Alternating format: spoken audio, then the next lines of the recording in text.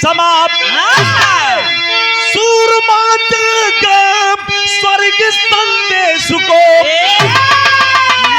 झंडा झुकाना झुकेगा कभी, एक चुनौती है मेरी पूरे देश को।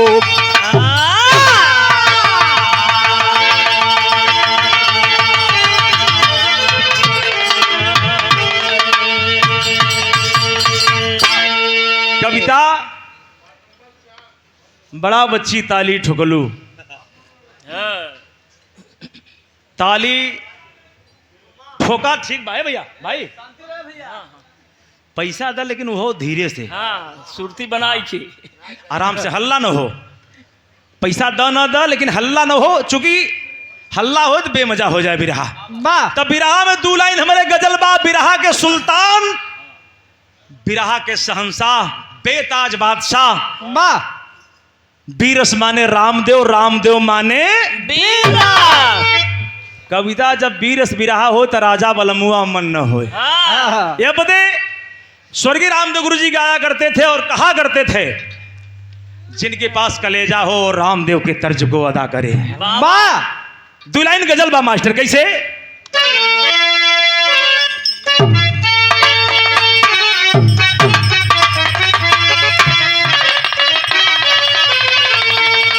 उहे तर्जमा, अरे काबे में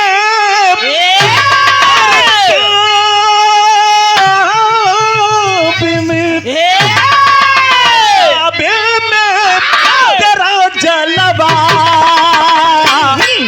काशी में नजारा है।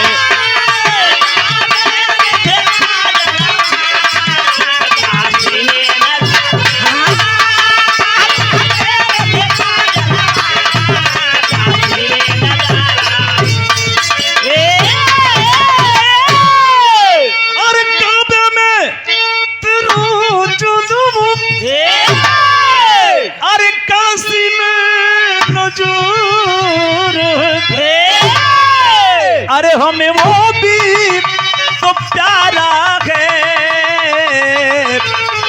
हमें ये भी तो प्यारा है।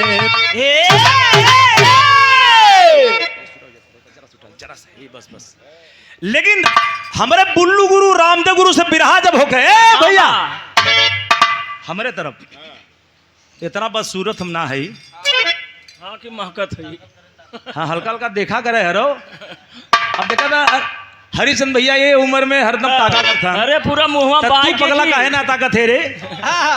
है लेकिन हमारे बुल्लू गुरु जी का में कैसे काम है? कैसे?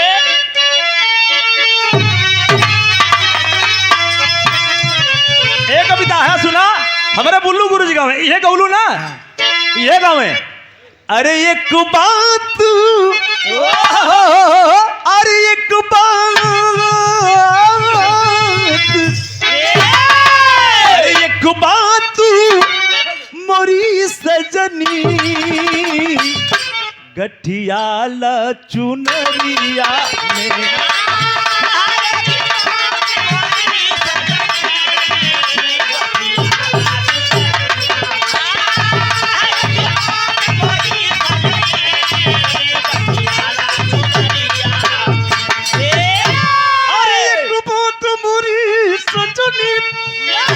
अरे गठियालू चुनरियों में, अरे बिना मोल के बिक जईबू,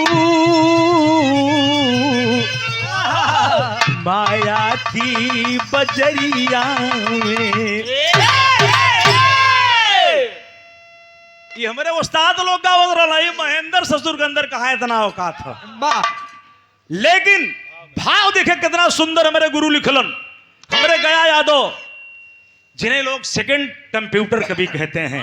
कैसे लिखे बाबू?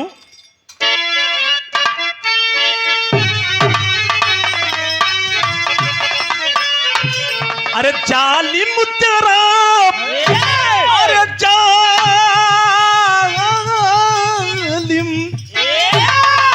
जालिम तेरा, अरे जुल्म सितमी हर घिजना गंवारा है।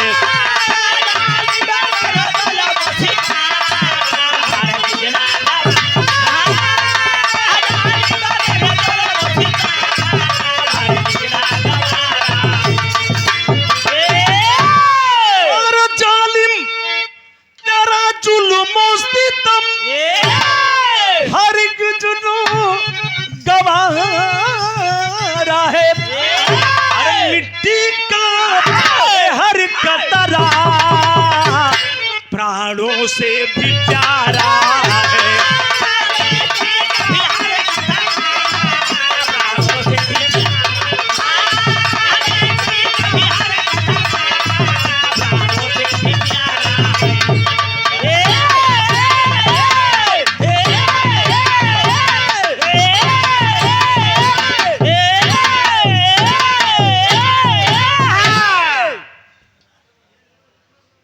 बिरहा के मेरे शुरुआत हो गई। बिरहा सुने वाले बाबू लोग गौर करेंगे। हमारे उस्ताद बोले स्वर्गीय रामदेव गुरु जी, बाबा एके अर्रा खड़ी बनारसी जौहरी कहल जाला। बाबा कैसे हवा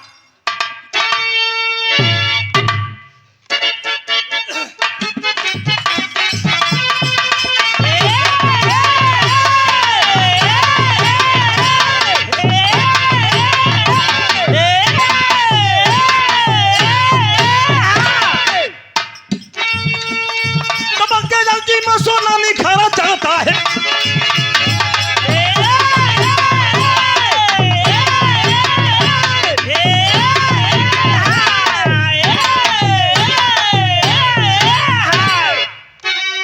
सौभाग्य सेज पे जिसको समारा जाता है, गर्व किसको न होगा भला अपनी माटी पर। शहीदी मेला लग गया था करगिल घाटी पर। जिला जालौन का अवधेश नौ निहाल रहा। शांति देवी का इकलौता एक ही लाल रहा। किसी तरह से गरीबी में भी ये पास हुआ। नौकरी मिलती न तब जीवन तब उदास हुआ।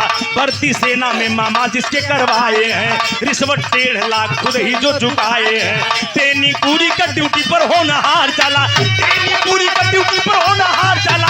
तेनी पूरी का ड्यूटी पर होनहार चला। विधवा माता बहन विद्या को पिसार चला।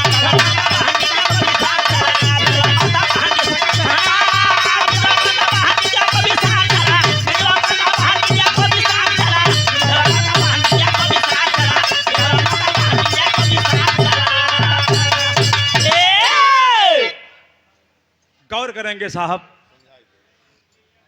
जिला जालौन का रहने वाला भाई भैया बीच में अब वह करे, अब करेजा है निकाला था। अब तू सब बताया कि भैंसिया बियान खेड़ी गिराए किनाए। मामा माँ का इकलौता बेटा, जिस बेटे का नाम बड़े प्यार से अवधेश कुमार रखे। बाबा बेटा बड़ा हुआ पढ़ा लिखा। माँ पूछती है बेटा कुछ नौकरी कर ले। अरे माँ मेरे मन की नौकरी नहीं मिल रही। आखिरकार बेटा मास्टर की नौकरी कर ले। नहीं माई मास्टर को नौकरी नहीं करनी है। तब कौन नौकरी करबे? इंजीनियर बनबे। कला माई वो पढ़िए न कैले है। कला तब डॉक्टर बन जो। कला माई वो न पढ़ वो ना कैले है। लेकिन बाबू बेटा को दिमाग में आया। डायरेक्ट भर्ती चल रही थी जालौन में, जा करके लाइन लगाया और मिलिट्री में भर्ती हो गया। जब मिलिट्री में भर्ती हो गया सीधे ट्रेनिंग में चला गया। ट्रेनिंग से वापस आया। माई अपने बचवा का जब देखत हो, बड़े लाड दुलार प्यार से अपने बेटे को चूमती है माँ। बाबा अरे बेटवा कहाँ रहला? कहला ए माई तोहार बेटा सिपाही न हो गल। सिपाही? कौन सिपाही बनला? बाबा हे थनवा वाला कि बडरवा वाला? ए चचा पीछे बोलबा तब बिगड़ जाए बात।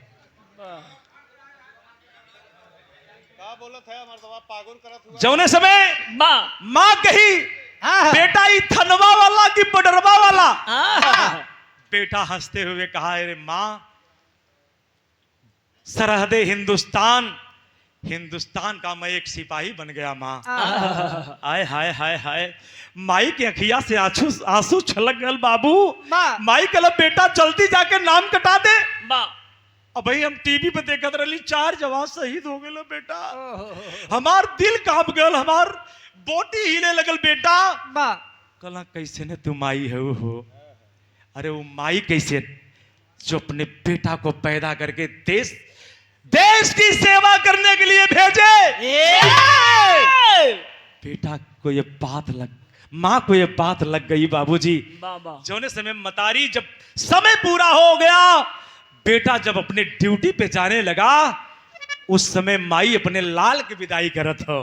बिरहा में एक लाइन तर्ज बदल गल मास्टर भैया।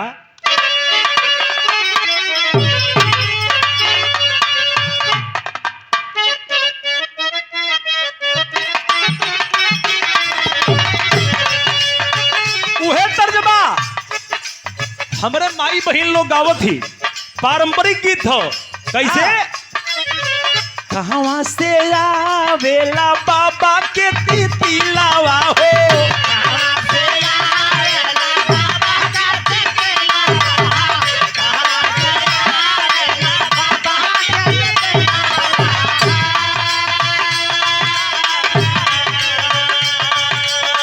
कहवा से आवेला बाबा के तितिलावा हो, कहवा से आवेला मैना अहीरे सावरिया हो, कहवा से आवेला मैना अहीरे सावरिया, कहवा से आवेला मैना अहीरे सावरिया।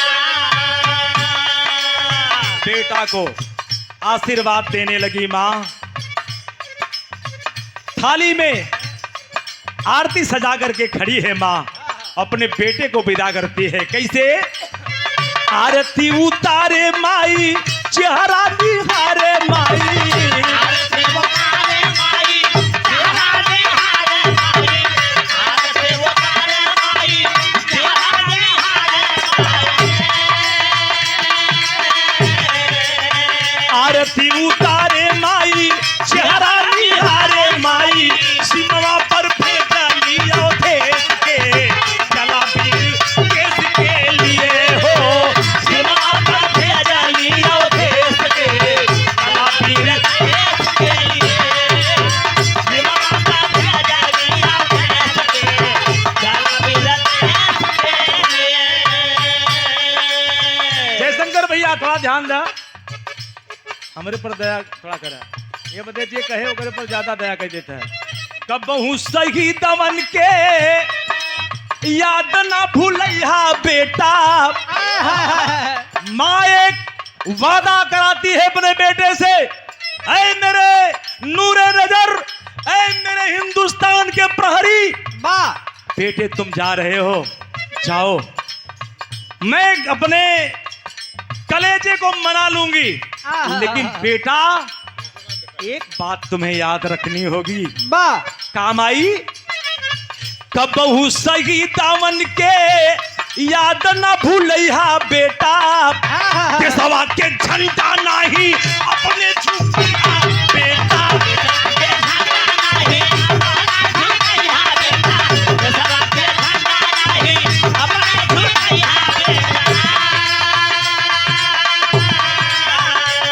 अरे माना आशीर्वाद मोर संदेश के चला वीर देश के लिए। मां का चरण स्पर्श किया बेटा, और चुटकी भर चंदन स्वरूप मिट्टी को उठाया और तिलक किया। रवाना होता है। जब रवाना होता है बाबूजी, पहुंचत कहां हूं? बिरहा में एक लाइन तर्ज बदल गल। कौन तर्जमा मास्टर भैया?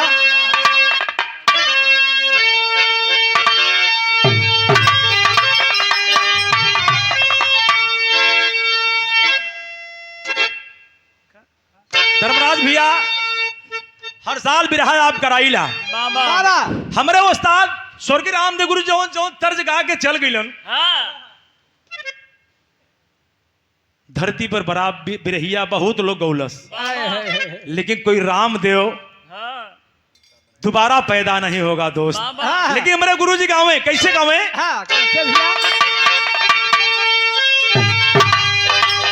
अरे पिया परदेसिया ना भावया गाना,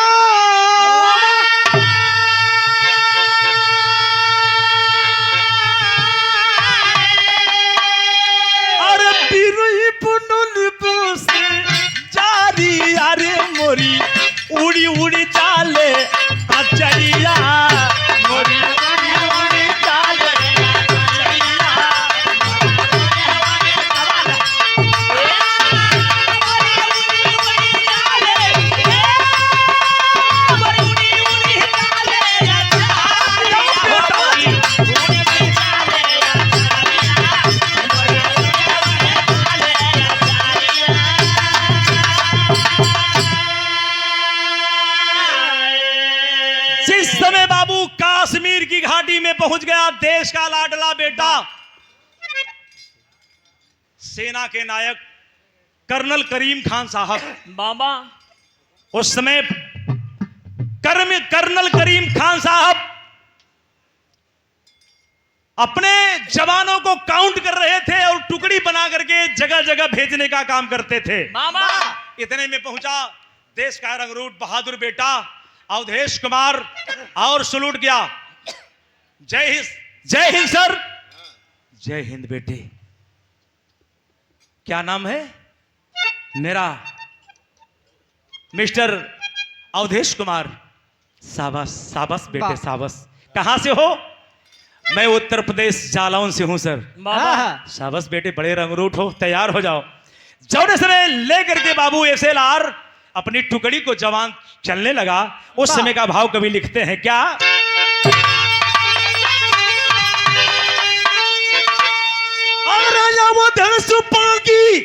फूला कर कैसी नाम के वतन के हारुआ हो डटे सीमावा पर तुझरुआ, डटे सीमावा पर।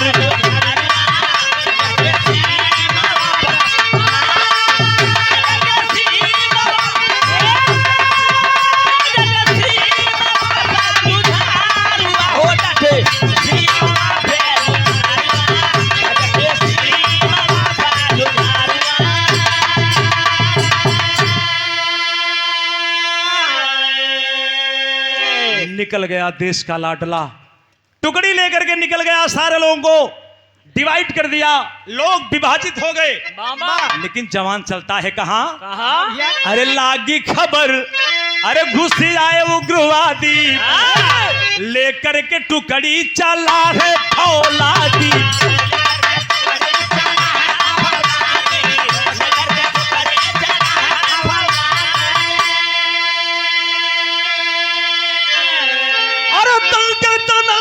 गोली खेला भोला के पाचल हो चले बाबा पर तुझरुआ।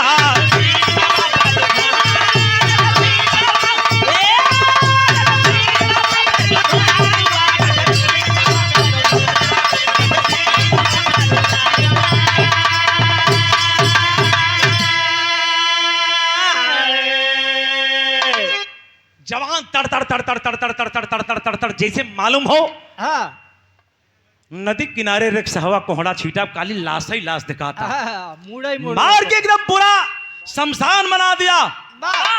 एक खबर सेना के नायक कर्नल करीम खान साहब जब सुनते हैं खुश हो जाते हैं कि वास्तव में यार देखने में बड़ा रंगरूट, लेकिन निशाना भी बहुत पक्का है।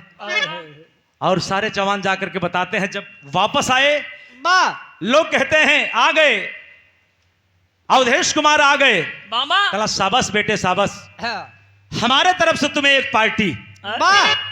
जौने समय जवान को शाबाशी देते हैं, जब शाबाशी देते हैं बैठ करके जवान मेस में बैठ करके भोजन करने लगा। बाबूजी यही से मेरा विरह का रुख बदल जाता है।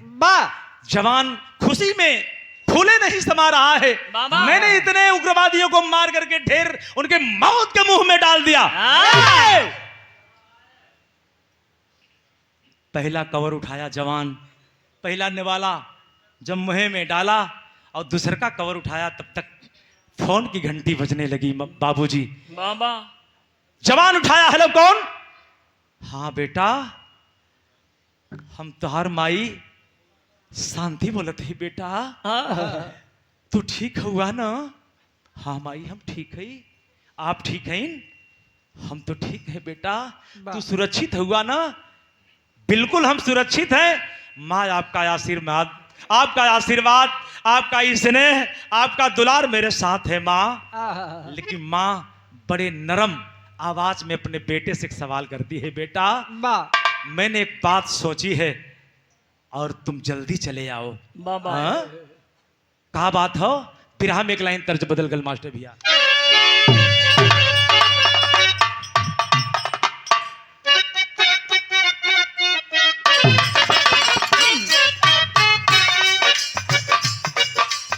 ये हमारे उस्ताद विजय लाल यादव जी, बाला भैया जब उनकर जवानी चरचरात रही थी तरजिया के बड़ा मचल के गाँव है। कैसे गाँव है? कैसे भैया? ताली और झुमका भुलाई जा, ताली और झुमका भुलाई जा, नथुनी पे गोली चले सब सुख बनवाई जा।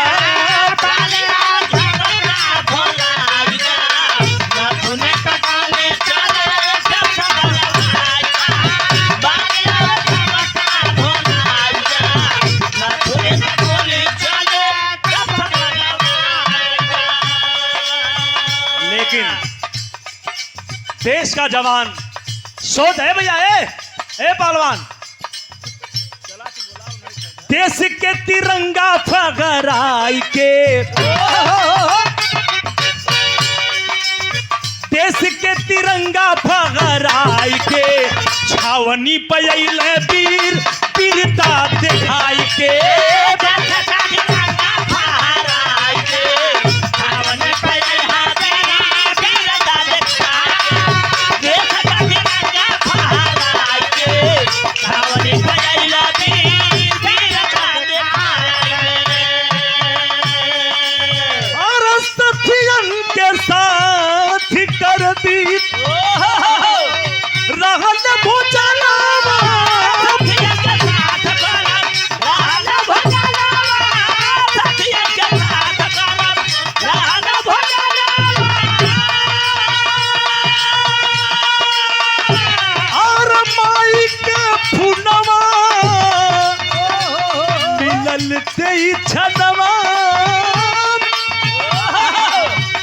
दुखी भैले माँ से बतियाई के, ए बाबू, अरे दुखी भैले माँ से बतियाई के, छावनी पयल वीर वीरता दिखाई के। माँ कहती है जल्दी आजा मेरे लाल। बेटा, एक तरफ हिंदुस्तान, एक तरफ माँ की बात, दोनों नहीं कटने पाए। एक तरफ धरती माता धरती में, दूसरी तरफ मेरी माँ जो जन्मदायिनी है, मेरी माँ का बात वापस न जाए। बाबा बेटा कहता है माँ अगर मैं न आऊं तो, तब माई कहते तू ई सोचत हुए कि तोर मतरिया रोटिया बेलत की, रोटिया सेकत की, चूल्हा में जर के मर जाए तब तू औबे। हाय हाय हाय हाय। इतनी बात को जब सुना देश का लाडला बहादुर अवधेश कुमार, कहला माँ आपका बेटा जरूर आएगा। इतने में कर्नल करीम खान साहब बैठे थे अपने ऑफिस में, जवान पहुंचा और सलूट किया। जय हिंद सर। जय हिंद बेटे। बताओ सर, गुस्ताखी माफ हो, अगर साहब की इजाजत हो तो सर मैं कुछ कहना चाहता हूं। कहो कहो। सर मुझे 5 रोज की छुट्टी दे दिया जाए साहब, मेरी माँ की तबीयत अस्वस्थ है, मैं घर जाना चाहता हूं। लेकिन कर्नल करीम खान साहब कहते हैं ना तुम्हें 5 दिन की छुट्टी नहीं मिलेगी। तब कई दिन देवा साहब, एक दिना जाए में एक दिना आवे में साहब, 2-3 दिना देव तो हमार तिहिम चला जाए समय। कला ना बेटे तुम्हें 5 दिन की छुट्टी नहीं मिलेगी, तुम्हें 15 दिन की छुट्टी मिलेगी। अरे मचल गया देश का लाडला बहादुर फौजी जवान। बाबा कहा सर बहुत बहुत बधाई साहब, मैं आपके चरणों में कोटि कोटि नमन करता हूं साहब। जिस समय जवान चल दिया, 15 दिन की छुट्टी ले, 15 दिन की छुट्टी ले अवधेश घर पे आया है, बनकर दूल्हा क्रांति वीर पूनम की मांग सजाया है। वतन की रक्षा करने का सर पे जिसके एक भार रहा, एक जिम्मेदारी और बढ़ी पर जीवन का एक प्यार रहा। भाई बहन का प्यार लिए आई सावन की राखी है, सारी खुशियां चूर हुई जब फोन की घंटी बाजी है। ए बाबू बड़े धूमधाम से अवधेश कुमार की शादी हो जाती है, दुल्हन पूनम मिलती है। वाह। जैसे पूनम नाम बा हो हाँ ए मंजीत, जैसे पूनम नाम बा वैसे बच्ची तुरे मतीन एकदम लपलपात रही। आहा। बहुत खूबसूरत रहल। दूल्हा इंतजार करता है बाबा कि रात हो अपनी पत्नी से मैं मुलाकात करूं रनिवास कक्ष में, और दुल्हन सोलहो सिंगार बतीसो अवरण करके अपने फौजी सैया के इंतजार में बैठी है। आहा। लेकर के आरती, इतने में जवान एंट्री कर देता है बाबूजी, आए है, है। और जाके दुल्हनिया शरण में नमन करती है वाह। कि मालिक करें ऐसे ही देशभक्त, देश के प्रहरी सबको मनसेधु मिले। बाबा। हे बाबू, कलाई पकड़ के अवधेश कुमार अपने बेड पे बैठा लेता है बाबा। और बातें करने लगता है। तब तक अचानक एक फोन आ जाता है मित्र, अचानक एक फोन आता है। एक दो बार घंटी नहीं बजती है, दसों बार बजी घंटी। जवान मिजाज में है, फोन नहीं उठाऊंगा, किसी का भी हो बाबा। फोन नहीं उठाऊंगा। लेकिन दुल्हनिया चिलमन से, घूंघट में, अदब से कहती है, मेरे प्राणनाथ, अरे मेरे देश के प्रहरी, अरे मेरे सैया, किसी की जरूरत होगी बाबा। फोन तो रिसीव कर लीजिए। आहा। हो सकता है आपके आला अफसर का फोन क्यों न हो। जब आला अफसर की बात आई, जवान उठाया मोबाइल। हेलो, कौन? हाँ बेटा, मैं कर्नल करीम खान बोल रहा हूं। अरे बाप रे बाप, हाँ हाँ हाँ, जय हिंद सर। हाँ बताएं सर। कलम बड़े घबराए काहे लग रहे हो यार? तुम इतने खुशी से गए थे, इतने घबराए क्यों लग रहे हो? नहीं सर, बताएं सर, क्या हाल चाल है? हाँ। बेटे किस हालात में हो? सर मैं एक बंडी टावल पे बैठा हूं सर। हैं? जितना वक्त तुम्हें कपड़ा पहनने में लगे, जितना वक्त तुम्हें आने में लगे, बाबा। आ जाओ मेरे देश के लाल। आज हिंदुस्तान धरती माता गर्दिश में है। आहा। इतना सुन करके जवान के हाथ से मोबाइल छूट गई और दुल्हन की कलाई छूट गई। जवान आओ न देखा ताओ, उतारा हैंगर से चीता कलर वर्दी, पैंट को पहना, बेल्ट को बांधा और शर्ट को पहना, और बैग को जोने से में लटका करके बूट की जो डोरी कसने लगा। दुल्हिया कलैया के पकड़ ललस बाबू, दुल्ही कलाई के पकड़ ललस कि सैया आज सुहाग रात हो ना। कहाँ जाता है सैया? सरहद पे। कहा भाई बा सैया? 26 तारीख के। जब मर्दवा नहीं थे, ये अपने घरे जाए में थे, बतावत हो। अरे भाई कहिए के आई है, ये से भी राम फसौले हुआ है के। जवान जाने समय तैयारी करने लगा जाने की। दुल्हनिया कहती है सैया बाबा। मत ऐसा करिए सरकार, आहा। बहुत दिन का सपना था, आज सुहाग रात हो सैया। लेकिन फौजी जवान एक उत्तर देता है, तेरे प्यार में वो ताकत होगी, तेरे सिंदूर में वो ताकत होगी, तो तेरा फौजी जवान जरूर आएगा। बाबा। जब चले लगलम तब बिरहा में एक लाइन तर्ज लगल, हमरे उस्ताद गांव में स्वर्गीय रामदेव गुरु जी। कैसे गाँव?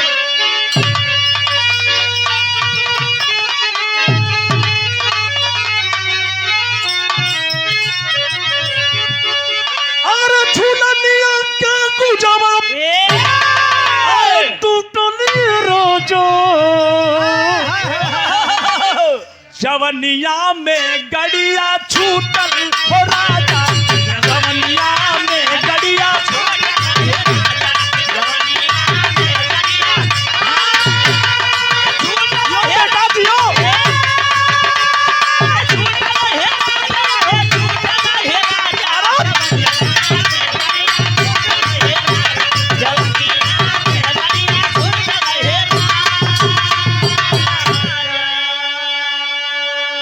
फौजी जवान कहता है, प्रिय एक बात मैं भी कहता हूं, मेरी बात तुम अपने खूटे में गठिया लेना कि तुम्हारा फौजी जवान जा रहा है, लेकिन तुम याद रखना तेरे प्यार में वो, भैया तेरे प्यार में वो ताकत होगी अवश्य तेरा फौजी जवान जरूर आएगा। आहा। क्या कहलन? अरे छल के न देबू, अरे छल के न देबू, अरे सुरागी तू मन के तोहार सजना बासी पाही वतन के, तोहार सजना बासी पाही वतन के। बोलो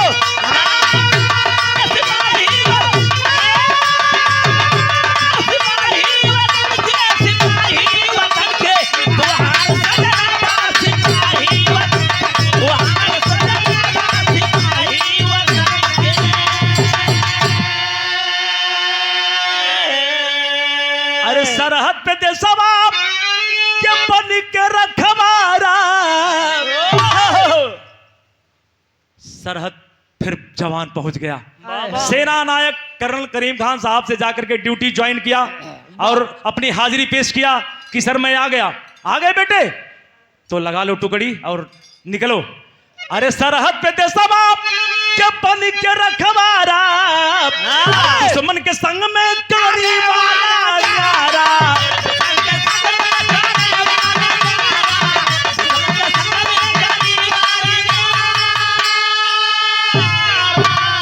अरे पाग मौरिया, अरे खूनी कफन के कार सजनो से मोही वतन के।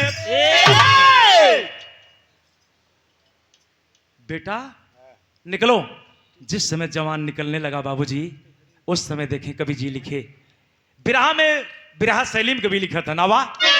आज का लड़का कविता, आज का लड़का सुहाग रात होते ही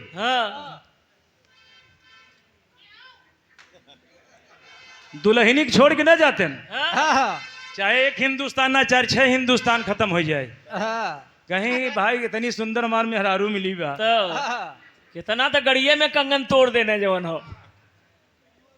लेकिन जवान वाह, यही है देशभक्ति। हाँ। बिरहा में कभी ये तेरी शैली में लिखा था।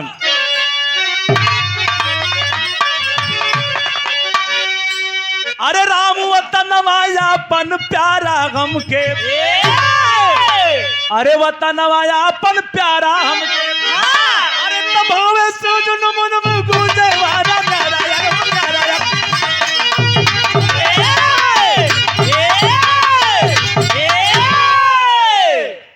मर गए यार।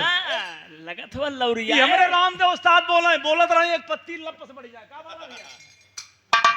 ये हमारे बाला यादव जी समाजवादी पार्टी के राष्ट्रीय सचिव, सांस्कृतिक प्रकोष्ठ और बिरहा कलाकारों के मार्गदर्शन करते हैं। और हमारे बड़े भैया श्रीमान धर्मराज यादव जी, जिनका नाम है धर्मराज हो, आप महाभारत में देख लीजिए, बड़ा नाम आपका बड़ा है।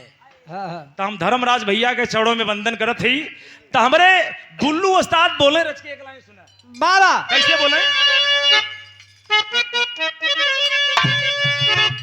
कि अरे मोरे राम, हाँ, अरे वतन वायापन प्यारा हमके, बा अब सवारी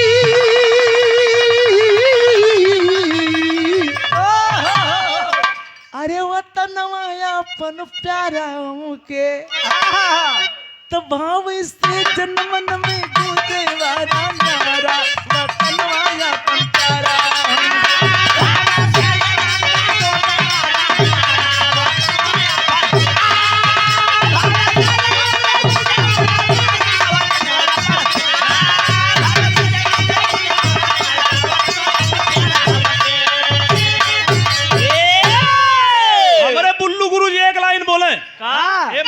मास्टर साहब, ए मंचो बाबा, हमारे बुल्लू गुरु जी बोले, दिखा न बुल्लू गुरु के धुन गाए महेंद्र बच्चन बुल्लू हुई है, न हीरा हो जाए, नाता राम कैलाश, नाता रामदेव। हाँ। लेकिन उनकी यादें अमर हो जाती हैं।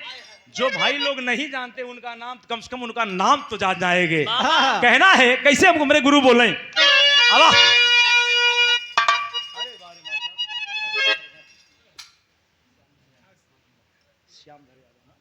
आदरणीय श्रीमान श्याम धरे यादव जी मास्टर साहब, मौजूदा की धरती से जो खड़गपुर में बिरहा होता है उसमें बड़ा आपका योगदान होता है। बहुत बहुत चौड़े में प्रणाम करता हूं, लेकिन कहना है कैसे गावे? अरे तजिनो मती डाग सुनो कुंवरी गुजरिया, अब ये तो गोरी तोरी कातिरे उमरिया।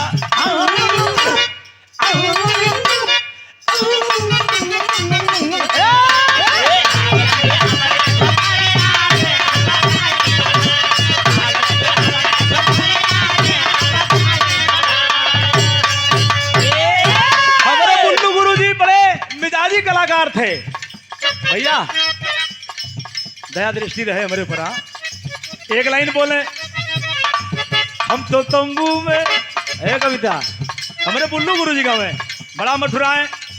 हम तो तंबू में बम्बू लगाए बैठे,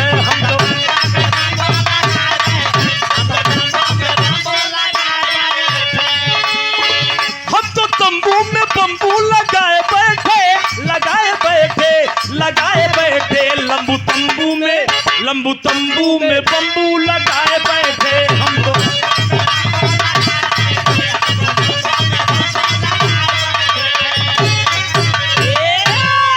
हमार बिरहा वहीं से थोड़ा बुल्लू गुरु के नाम पर हल्का सा इंटरटेन आपको लोगों ने करौली। हाँ। जौने समय जवान निकल करके लेकर के अपनी टुकड़ी को चल देता है। हाँ। किधर? जहां गुफाएं हैं, जहां जंगल झाड़ी है, उस घाटी में प्रवेश करता है देश का लाडला। बिरहा में घाटी पीरस के गीत लगल लाल।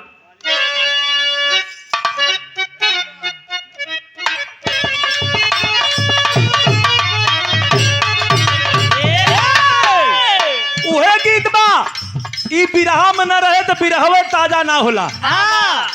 एके मिर्जापुरी, चौलरिया, देहात के ढुनमुनिया और बनारस के कचकचवा कहल जाला। बाबा कैसे? पारी उमर कमर लचकनिया,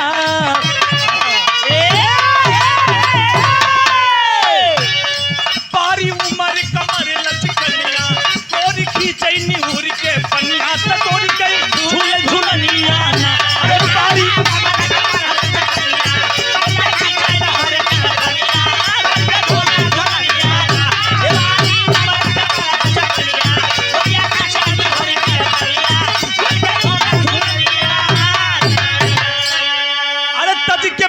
सोहागिन के चली भाई जवानवा हो वतनवा, पापी कैले नवाना सज के।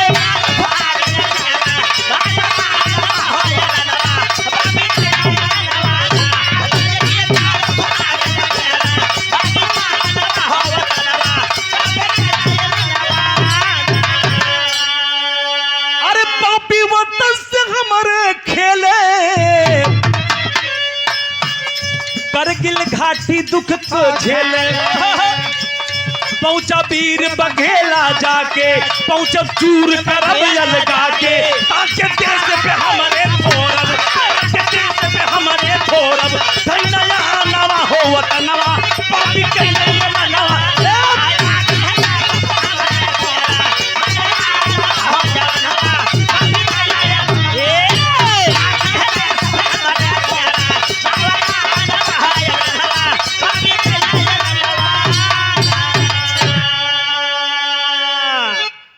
जवान जिस समय रंग रोड निकल गया और घुसपैठियों का इंतजार करने लगा, सारे जवानों को लगा दिया और लेकर के जौने समय AK-56 लगा के छाती पे बाबू निशाना बना लिया। सोचा मारूं, और मारते हैं बाबू, गोली न निकल के बल्कि धुआं निकलता, मिस फायर हो गया। एक बार दबोलन, 4-6 बार दबोलन, लेकिन निकाल के मैगजीन फेंक करके दूसरी मैगजीन फिट करके जब चलाना शुरू किए बाबू, फिर भी गोली नहीं निकली। तब तक जवाबी फायर चले लगल। सीने को चीरती हुई गोली 4-6 गोलियां बाहर निकल गई बाबू। जवान सीना छलनी हो गया और खून का फव्वारा चलने लगा, जमीन पे गिर गया, लेकिन हाथ से राइफल नहीं छूटी। बेहोशी हालात है लेकिन राइफल नहीं छूटती है। आवाज, गन की आवाज, गोली की आवाज सुनकर के सारे जवान पहुंच जाते हैं। वाह। जब पहुंचला बाबू तो भइल का बिरहा में करुण भाव लगल।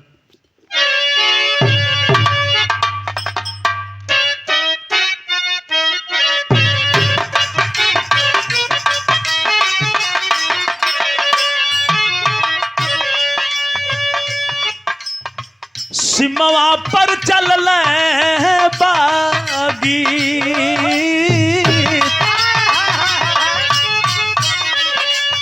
सिमवा पर चलल बागी, लागल वतन पे आगी।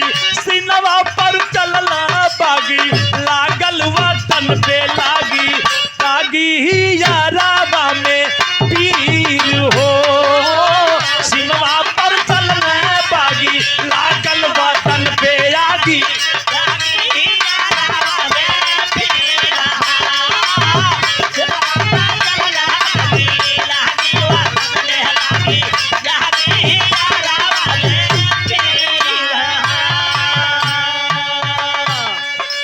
जमीन पे गिरा है जवान, राइफल हाथ में, खून से लथपथ है शरीर, लेकिन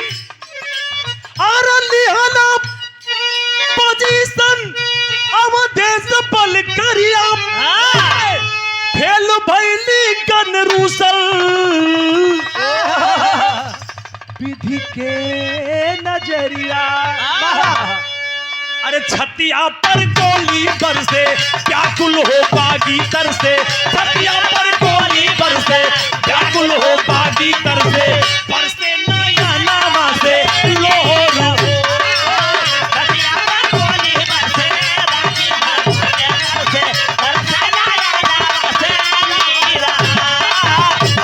पर गोली बरसे।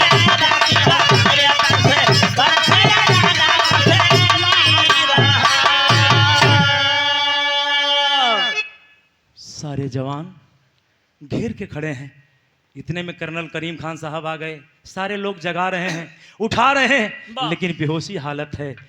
इतना ब्लड निकल चुका है, शरीर में कोई जान नहीं दिखाई देता।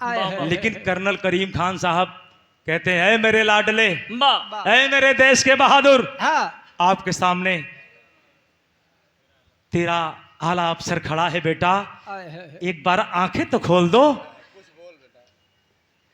कुछ तो बोल दो लाल। इतना जब आवाज कान में सुनाई दिया, एक हाथ टूट चुका है मित्रों। एक हाथ से उठाया हाथ जवान, जब आंख खोला तो उठा करके हाथ से कहता है, जय हिंद सर, मेरे अंतिम सलाम को कबूल कर लीजिए साहब। इतने में उठाते हैं, कर्नल करीम खान साहब कहते, ना बेटा ना, तुम्हें कुछ नहीं होने दूंगा। कुछ बोलो अवधेश, कुछ तो बोलो। बिरहा में पहपट का लाइन कभी लिखलन आवा।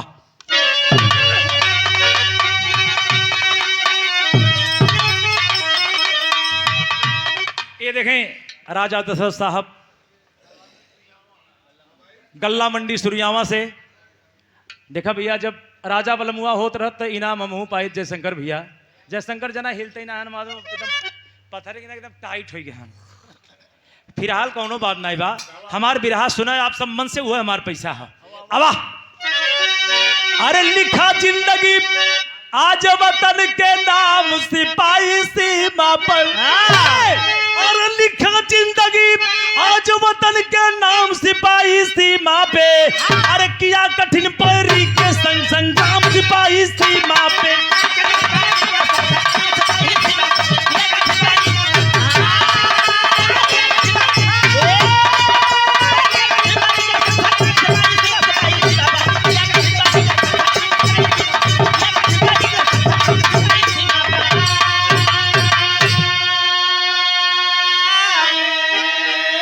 अरे कर्नल करीम साहब गोदी में उठाए हो। कलम बेटा, कुछ कहना चाहते हो? तेरी अंतिम ख्वाहिश कुछ है? कुछ बोलना चाहते हो? लेकिन जवान के आंख से सिर्फ आंसू गिरे। इसलिए मरने के लिए नहीं, मरने के लिए जवान नहीं रो रहा, वो तो इसलिए रो रहा कि मैंने वादा किया था कि बहन इस बार आऊंगा तुम्हारी शादी इतनी धूमधाम से करूंगा कि गांव के ऐसे लोग वैसी शादी नहीं किए होंगे। बाबा मैं उस बहन को क्या जवाब दूंगा साहब? हाँ। मेरी बहन बगैर शादी की रह जाएगी साहब। आहा। मेरी यही अंतिम ख्वाहिश है और जीवन में मुझे मरने और जीने की कोई परवाह नहीं है साहब। कर्नल करीम खान साहब कलंक बहन की शादी है? कोई बात नहीं बेटे, क्या कहलन? अरे कर्नल करीम खान गोदी में उठाए हो, बहिनी के शादी बसी ये तना कही पाए हो।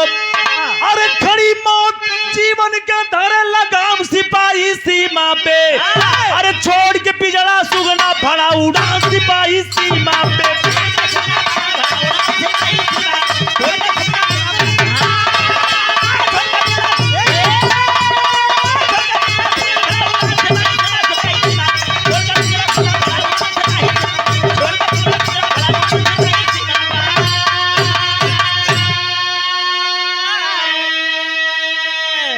इतना कहते कहते हाथ में सर को लिए हैं।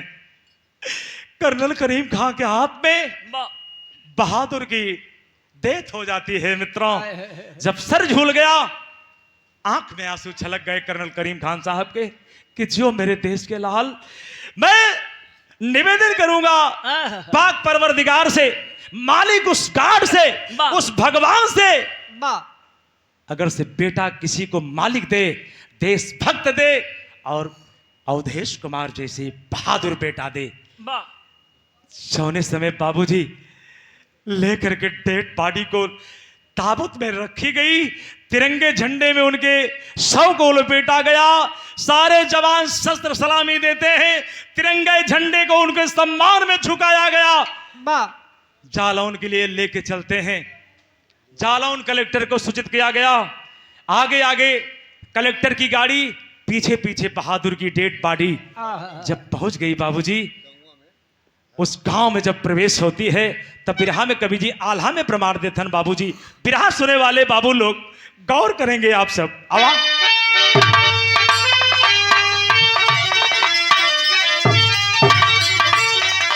हमारे उस्ताद गांव में स्वर्गीय रामदेव गुरु जी आए हैं। अरे देश का सिपाही लागी, अरे पिठिया देखई है, अरे भलई मऊतिया लड़े हो लाला।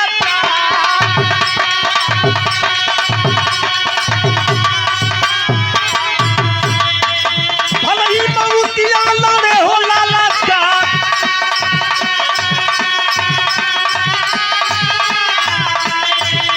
यह बोल करीम अपने फर्ज के निभावाना।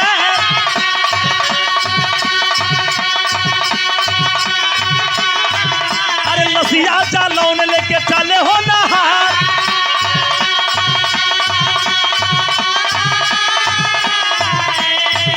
अरे आई करके गाड़ी जबरू कली तू आराम।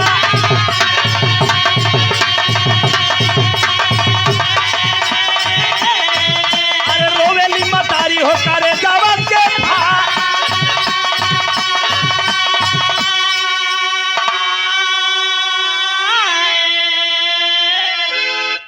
जिस समय उस गांव की तरफ प्रस्थान करती है वो डेड बॉडी की लाश, और आगे आगे कलेक्टर की गाड़ी, हाय हाय सायरन बज रहा है।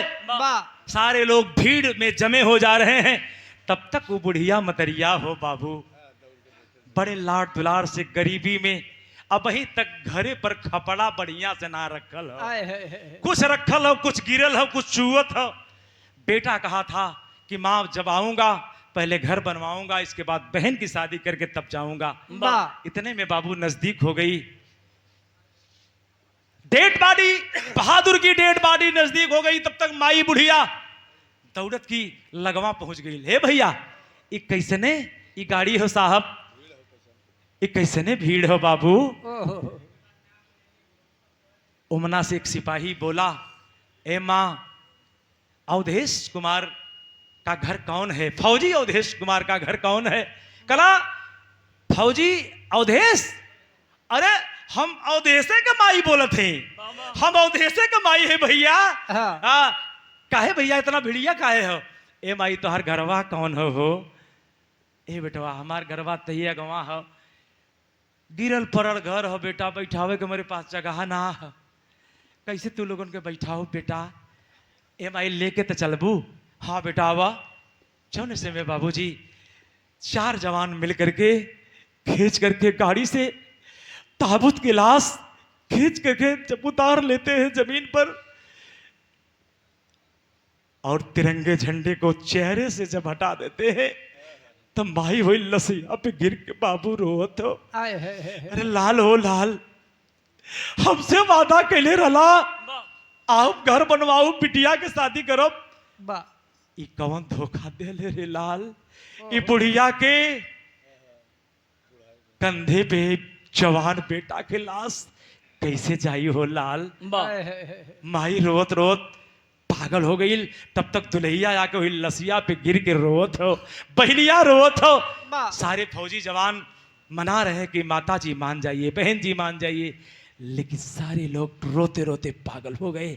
लेकिन ये बाबू सारे रस्म रिवाज से ले जाकर के सारे जवान अंतिम दाह संस्कार करते हैं और वादा करते हैं, मां इस बहन की शादी भाई ने कहा है कि मेरी अंतिम यही ख्वाहिश है, तो मैं वादा करता हूं इस बहन का ऐसी शादी करूंगा जो एरिया गांव में किसी के यहां ये शादी नहीं हुई होगी। बढ़िया घर बर देख के बाबू डेट रखलन और धूमधाम से बहनिया के शादी करता हूं। बिरहा में आखिरी लाइन हो,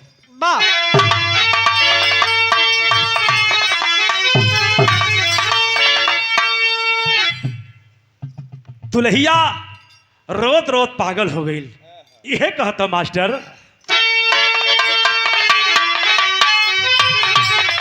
और वतन के प्यारा पहला बरसी पाई सजना, अरे वतन के प्यारा पहला बरसी पाई सजना, तमाउर हो गई से नूरवा के कनाना।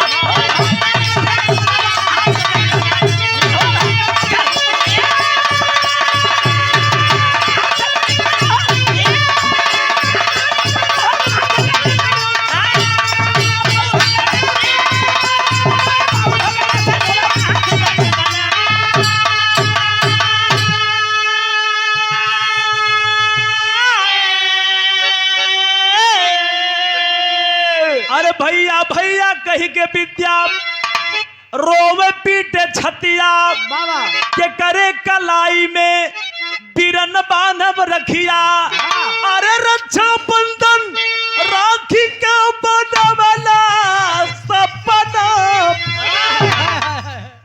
बहनिया मतरिया दुल्हिया रोत रोत एकदम पूरा जैसे रूपे बिगड़ गल हो। अरे जिसका दुनिया उजड़ जाएगा बाबू, वो तो लाजमी है। जौने समय और डेट आया शादी वाला, सारे फौजी जवान, जितने फौजी जवान थे, सबको इनवाइट करते हैं कर्नल करीम खान साहब कि आज वो अवधेश की बहन की शादी नहीं है, वो पूरे हिंदुस्तान की बहन की शादी है। एक अवधेश की शादी नहीं है, पूरे हिंदुस्तान की बहन की शादी है, उसमें चलना होगा। सारे फौजी जवान जमे हैं, बड़े गाजे बाजे के साथ उस विद्या बहन की शादी रचा करके जौने समय डोली में बैठावे लगलन, उस समय की बात कवि जी लिखत हन। का लिखलन? अरे हो के मुसलमान हिंदू रीतिया निभाए, विद्या के रचा के शादी डोली में बिठाए, रोवे विद्या बुलिया ना धर्म के बिरना। भैया याद करिया, मैं तो चली जा रही हूं साहब, लेकिन इस बहन का हाल चाल जरूर करना। कूद गई डोली में से, गाड़ी में से कूद गई, जाके गुड़वा पे गिर गई। गुड़वा पे गिर जाती है और अपने दांत से पकड़ती है, ये साड़ी का खूंट खींच करके फाड़ देती है और फाड़ के ले जाके अवधेश कुमार के कलाई में राखी बांध देती, अरे सॉरी कर्नल करीम खान साहब के कलाई में राखी बांध देती है, जैसे कर्मावती हुमायूं के कलाई में राखी बांधी थी। उसी तरीके से भाई बहन बन गए, लिपट के रोने लगे कर्नल करीम खान साहब कि जा मेरी बहन, हम तुम्हारे साथ हैं। जौने समय चलने लगी बाबूजी, बहन रोती है और कहती है याद रखना। बिरहा सुनने वाले बाबू लोग, हिंदुस्तान में हिंदुस्तान की मदद करने वाला ना ही हिंदू है ना ही मुसलमान, वो मात्र हिंदुस्तानी है, मात्र हिंदुस्तानी है। अगर से देश के प्रति गद्दारी करता है, वो चाहे हिंदू हो, चाहे मुसलमान हो, चाहे सिख हो, चाहे ईसाई हो, वो मात्र आतंकवादी है। हमारे गीत के आखिरी लाइन हो, बिरहा सुने वाले बाबू लोग, आवा